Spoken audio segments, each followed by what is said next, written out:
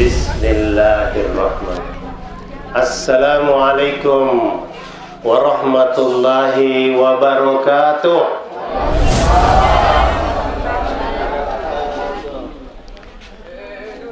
Alhamdulillahi wa kafa, wa salamun ala ibadihi alladhina istafa, amma ba'd. Subhanaka la ilma lana illa ma 'allamtana innaka antal alimul hakim.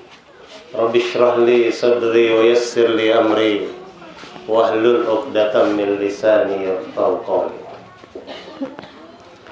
Sijit tomato melebiku kay manang hadir. Para alim ulama, annang gurutta, andre gurutta, para kiai, para ustadz, murane matkundrai yang hadir dalam takziah atas wafatnya orang tua kita. Semoga Allah Ta'ala jadikan beliau ahli surga, amin. Dan kita yang sekarang masih diberi kesempatan untuk mempersiapkan akhirat kita, kita jadikan pertemuan ini sebagai tempat untuk saling mengingatkan. Malilu si pakainga, rabba si patokong, mali si parape. Lupa saling ingatkan, jatuh saling membangkitkan, dan hanyut saling menolong. Itulah maksud kita berkumpul di tempat ini. Kalau yang wafat, insya Allah sudah selesai tugasnya. Tidak perlu lagi sholat, tidak perlu lagi ke sawah, tidak perlu lagi matasi, matik ke balai. Balai ada?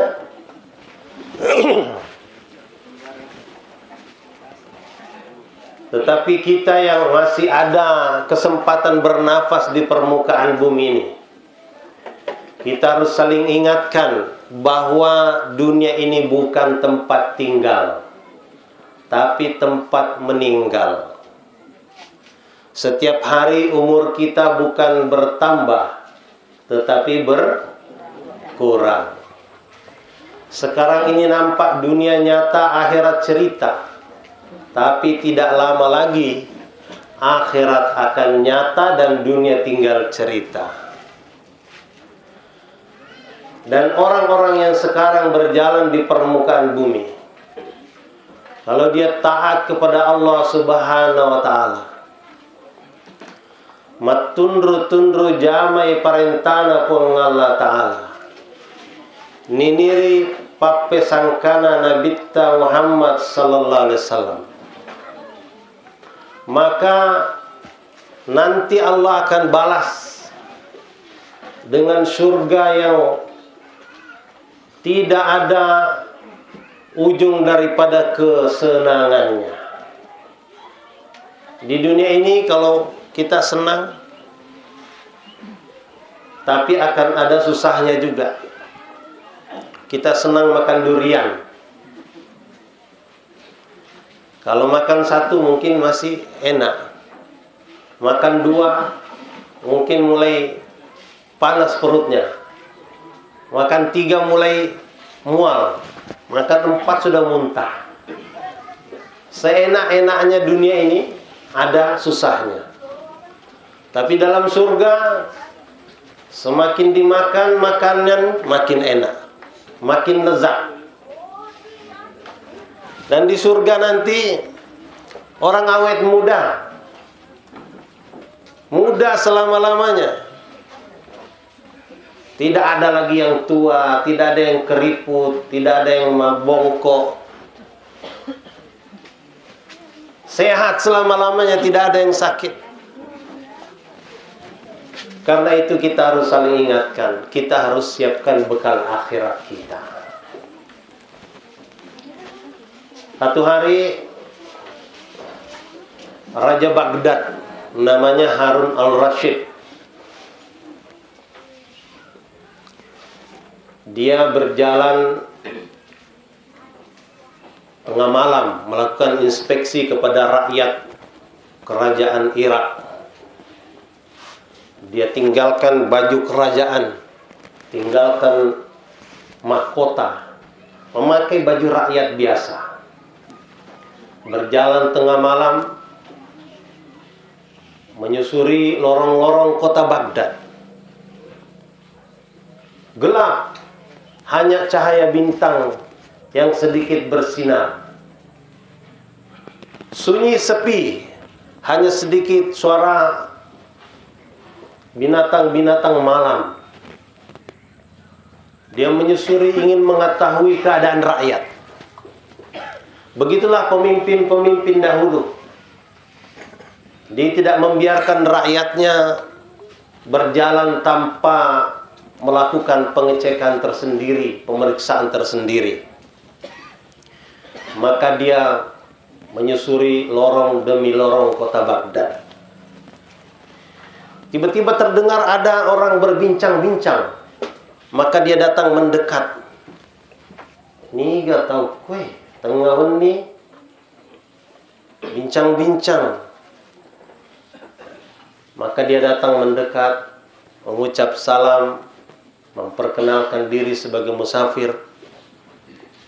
Kemudian dia bertanya, ini Tuhan siapa? Maka yang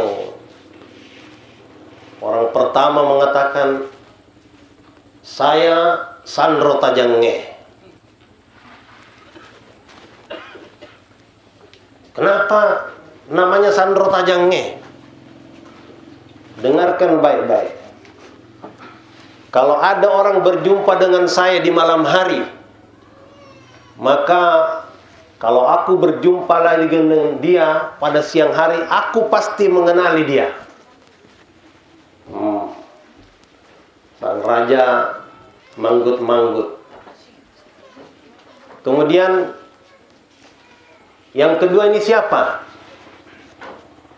Maka yang kedua memperkenalkan dirinya, saya Sandro Kaloloe. Apa kelebihannya Sandro Kaloloe? Saya bisa mengetahui pembicaraan yang dilakukan oleh binatang-binatang. Kalau sapi lagi ngobrol, saya tahu ngomong apa dia. Bebek lagi ngobrol, saya tahu ngomong apa dia. Anjing lagi ngobrol, saya tahu ngomong apa dia. Makin heran nih raja. Kemudian yang ketiga, ini siapa? Yang ketiga memperkenalkan diri, saya Sandro Tulue. Saya punya tali. Ini bisa dipakai untuk memanjat pohon atau menyeberangi tembok atau naik ke istana. Semakin kagum Raja Baghdad. Kemudian yang keempat siapa? Yang keempat ini adalah Sandro Besie. Apa kelebihannya?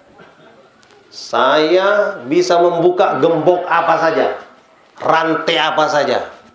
Wih, jago juga. Kemudian yang kelima siapa? Yang kelima mengatakan, saya Sandro Pak Baue. Saya bisa mencium, membedakan mana harta, mana uang, mana emas, mana ulaweng, mana intan berlian. Ini hidungnya dahsyat. 5 orang ini berbincang-bincang tengah malam. Kemudian raja merasa kagum. Kemudian raja bertanya, bolehkah saya gabung dengan kalian? Tidak boleh. Yang boleh gabung dengan kami ini orang harus punya kelebihan. Apa kelebihan kamu? Maka Raja Baghdad mengatakan, saya kalau ada orang ditangkap polisi atau tentara, kemudian saya pegang janggut, kemudian saya geleng-geleng kepala, maka borgolnya akan langsung terlepas. Wih, kelima orang ini hebat juga kawan yang satu ini. Kalau begitu kamu boleh gabung dengan kami. Loh, kenapa? Karena malam ini kami rencana mau merampok rumah Raja Baghdad. Kaget dia. Ini orang ini mau rampok rumah saya. Tapi ya sudah, ikut aja dia. Jalan di depan nih, Sandro Tajang nih. Kemudian ketika berjalan mendekati istana, ada suara anjing menggonggong, bung bung bung bung. Ditanya Sandro Kaloloe, dia ngomong apa itu? Maka Sandro Kaloloe bilang, ini anjing gila atau anjing sakit? Loh, kenapa? Itu anjing mengatakan, raja bersama kamu, raja bersama kamu.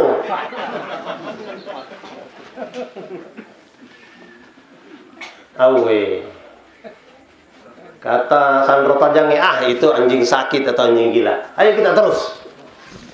Suruh diam itu anjing. Langsung diam anjingnya. Kemudian di depan ada tembok tinggi. Ada yang menjaga di bagian depan, jadi dia lewat samping. Bermain Sandro Tulue. Dia lemparkan ke atas. Cing!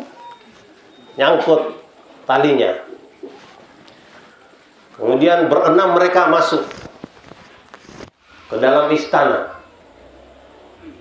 Sampai dalam istana, ada beberapa lantai, disuruh Sandro Pak Baue, kamu cari di lantai mana itu berada harta. Cium pintu demi pintu, jendela demi jendela. Ternyata ada di lantai bawah. Turun mereka berenam di lantai bawah. Sampai di bawah, digembok. Dipanggil Sandro Besie. Sandro Besie sini. Dipanggil Sandro Besie, dengan sekali gertak langsung terbuka rantainya, terbuka gemboknya, mereka pun masuk ke dalam. Harta, uang, emas, berlian, ada semua dibagi. Maka dibagi berenam. Tapi kata Raja Baghdad, begini, saya ini musafir. Kalian bagi berlima saja. Cuman tolong tinggalkan alamat. Supaya nanti kalau saatnya saya memerlukan, saya datang mengambil bagian saya. Oh ya sudah. Maka dibagi 5 harta itu. Ditulislah alamat di mana 5 orang ini berada, kampungnya, lengkap dengan RT RW-nya. Pagi-pagi rakyat kota Baghdad heboh. Karena ketika mau keluar, yang nomor 6 mengatakan, kalian keluar aja dulu, nanti saya bagian belakang saya lepaskan talinya. Kalian pergi saja, jangan pedulikan aku lagi. Sudah, hari itu kerajaan jadi ribut. Kenapa? Karena istana kebobolan. Dipanggil Menteri Pertahanan. Kenapa bisa istana kebobolan? Oh, apa kalian tidak dengar semalam ada suara anjing menggonggong? Dengar Tuan, tapi hanya sebentar. Nah sekarang ini harta kerajaan hilang semuanya. Coba, kalian pergi cari. Dicari tidak ketemu. Akhirnya raja memanggil seluruh menteri. Kemudian mengeluarkan catatan. Ini ada 5 orang, kamu jemput dia, alamatnya lengkap, RT RW-nya. Akhirnya orang itu heran juga, kenapa kok begitu cepat kami dapat ditemukan. Dia baru ingat, oh ternyata alamatnya telah ditulis dengan jelas. Sudah. Akhirnya langsung ketahuan karena barang-barang yang dirampok itu belum sempat dibelanjakan sama sekali. Dipasang 5 tiang gantungan di lapangan. Kemudian Raja Baghdad dengan pakaian kebesaran mulai menginspeksi satu demi satu, didatangin. Yang pertama didatangi adalah Sandro Pakboe. Dilihat atas bawah, Sandro Pakboe juga menundukkan kepalanya. Itu di lehernya sudah terikat tali. Pindah ke yang kedua, Sandro Besie, juga begitu, tertunduk lesu. Yang ketiga, Sandro Tulue. Yang keempat, Sandro Kaloloe. Yang kelima, kepalanya di Sandro Tajangge. Sandro Tajangge ketika Raja Baghdad mendekat, dia lihat atas bawah, atas bawah. Kemudian ketawa-ketawa Sandro Tajangge. Tuan, saya ini Sandro Tajangge. Saya bisa melihat dalam kegelapan. Siapa yang saya lihat dalam gelap, apabila aku bertemu dalam terang, aku pasti mengenali dia. Dan Tuan adalah orang yang bersama kami tadi malam. Maka langsung Raja Baghdad memegang janggutnya, kemudian geleng-geleng kepala, langsung kelima orang ini dilepaskan rantainya. Selamatlah dia. Maka Raja pun mengatakan, karena engkau mengenal aku, maka engkau selamat. Sijit tomatua malak biku engkai maneng hadir. Kalau orang kenal kepada Allah Subhanahu wa ta'ala, maka orang itu akan selamat. Andang Gurutta Haji Muhammad Tahir Imal Lapeo, ini adalah orang yang mengenal Allah Subhanahu wa ta'ala, mengenal Rasulullah sallallahu alaihi wasallam. Kalau kita ingat, kalau kita ikut kepada beliau, insya Allah kita akan selamat. Kita ini terus terang perampok-perampok nikmat Allah Subhanahu wa ta'ala. Kita berjalan di bumi Allah, kita lupa kepada Allah. Kita menghirup udaranya Allah, kita lupa kepada Allah. Kita makan berasnya Allah, kita lupa kepada Allah. Kita sembeli kambingnya Allah, kita lupa kepada Allah. Kita tangkap ikannya Allah, kita lupa kepada Allah.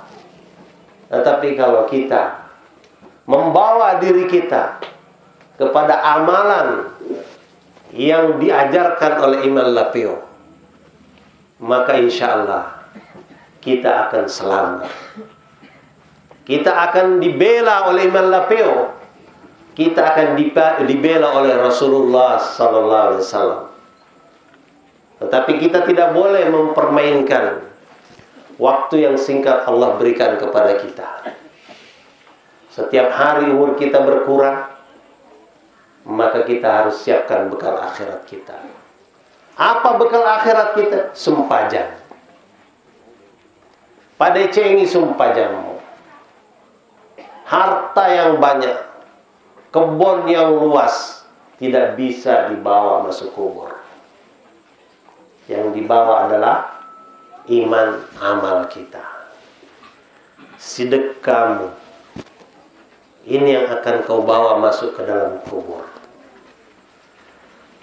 Hadirin dan hadirat yang rahmat Allah Subhanahu wa ta'ala, inilah bekal akhirat yang harus kita siapkan dalam waktu yang singkat ini. Dan kita bersyukur sudah ada masjid di kampung kita. Bagaimana kita memakmurkan masjid? Dan makmurkan masjid ini harus didorong oleh kaum ibu. Bagaimana caranya agar laki-laki ini gemar pergi ke masjid?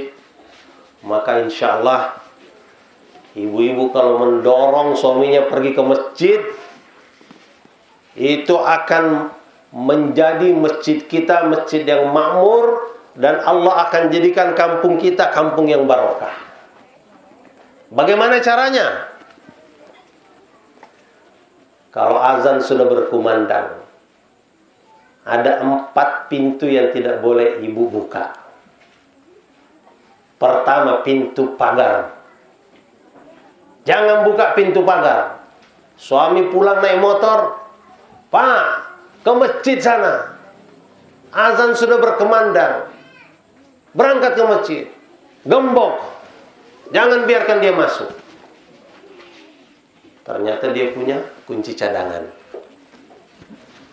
Dia bisa lolos masuk pintu pagar. Nah, pintu kedua jangan ibu buka. Apa itu? Pintu rumah. Jangan buka pintu rumah. Pak, azan berkumandang, sana ke masjid.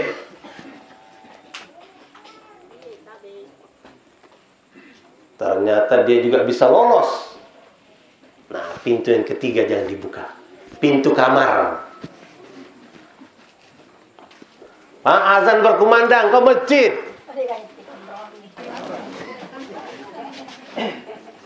Jangan buka pintu yang ketiga. Pak, azan berkumandang. Hei, ternyata dia juga kunci cadangan. Yang terakhir, kunci yang keempat. Ibu punya kunci sendiri. Pokoknya kalau bapak tidak ke masjid, saya tidak akan buka pintu yang keempat. Udahlah. Silakan ngambek. Kenapa? Karena bolak-baliknya laki-laki ke masjid itu hubungannya dengan ekonomi, hubungannya dengan kesejahteraan. Ada orang mengaku kepada Nabi, ya Rasulullah, kami kesulitan ekonomi. Maka Rasulullah perintahkan sholat. Wa'mur ahlaka bis sholat. Suruh benemu masum pajang. Coba. Jadi ekonomi hubungannya dengan sholat. Ada sahabat Abu Hurairah sakit perut, Nabi suruh sholat. Ada sahabat mau nyebrang sungai, tidak ada perahu, maka sahabat memerintahkan pasukan sholat. Nyebrang sungai dengan kuda-kudanya tanpa perahu, tidak basah. Ini sholat. Di zaman Nabi kering kerontang, gersang, kemarau, maka mereka sholat, air hujan turun. Ketika hujan terus menerus, maka Nabi sholat lagi, berhenti hujan. Hebatnya sholat ini. Mau pergi ke laut, mau tangkap ikan, sholat dulu. Di tengah laut, sholat, kumandangkan azan, pahalanya lebih tinggi lagi. Sholat berjamaah di masjid 27 derajat. Tapi sholat di tengah laut, azan dikumandangkan, pahalanya 50 derajat. Ini akan mendatangkan ikan-ikan loncat sendiri ke atas perahu. Tidak perlu capek-capek mencarinya lagi. Dia menyerahkan diri. Kenapa? Perintah Allah Ta'ala. Ya dunia, ikhdimi man khadamani, wastakhdimi man khadamaki. Wahai dunia, tunduklah kepada orang yang tunduk kepadaku. Dan perbudaklah orang yang tunduk kepadamu. Kalau kita balai terus, kejar-kejar ikan terus, itu sampai hari kiamat itu ikan lari-lari terus. Tapi coba balik badan.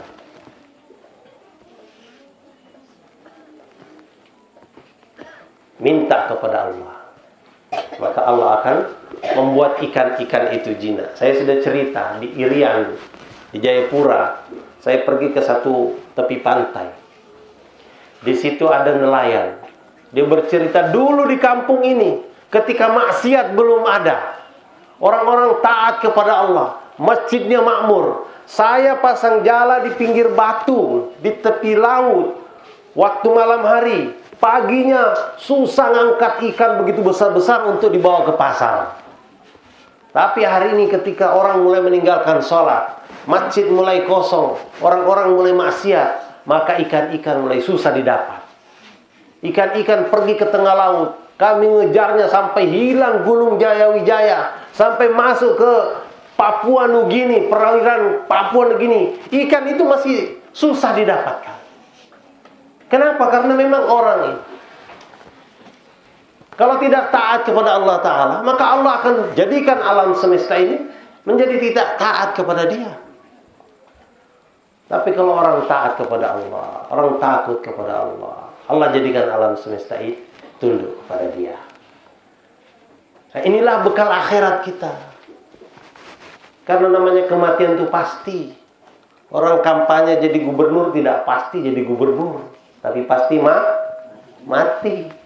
Kampanye jadi presiden tidak pasti jadi presiden, pasti mati. Kampanye jadi anggota dewan tidak pasti anggota dewan, tapi pasti mati. Nah, bekal mati inilah yang kita harus siapkan selagi nafas masih ada di kandung badan. Insya Allah semoga bermanfaat dan kita tetap saling mengajak kepada kebaikan. Malilu sipaka ingat Rebba sifat toko mali siparapte. Alhamdulillah. Subhanakallah. Asyhadu la ilaha illa anta astaghfiruka wa atubu ilaik. Assalamualaikum warahmatullahi wabarakatuh. Sekaligus kami